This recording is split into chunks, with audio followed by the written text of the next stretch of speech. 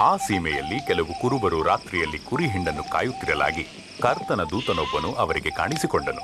ಕರ್ತನ ಪ್ರಭೆಯು ಅವರ ಸುತ್ತಲೂ ಪ್ರಕಾಶಿಸಿತು.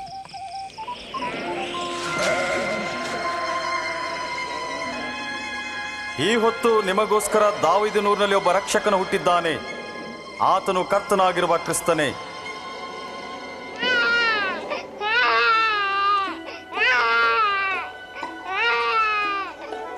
ಕುರುಬರು ಗೋದಲಿಯಲ್ಲಿ ಹೊಸದಾಗಿ ಹುಟ್ಟಿರುವ ಮಗುವನ್ನು ನೋಡಲು ತ್ವರಿತದಿಂದ ಹೋದರು. ಈ ಕನ್ಯಾ ಮಾತೆಯ ಮತ್ತು ರಕ್ಷಕನ ಶುಭ ಸಂದೇಶ ಸಾರಿದವರಲ್ಲಿ ಮೊದಲಿಗರು ಇವರೇ.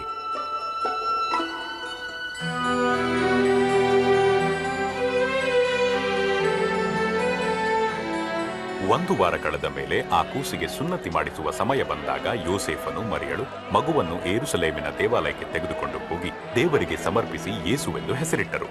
ದೇವಾಲಯದಲ್ಲಿ ನೀತಿ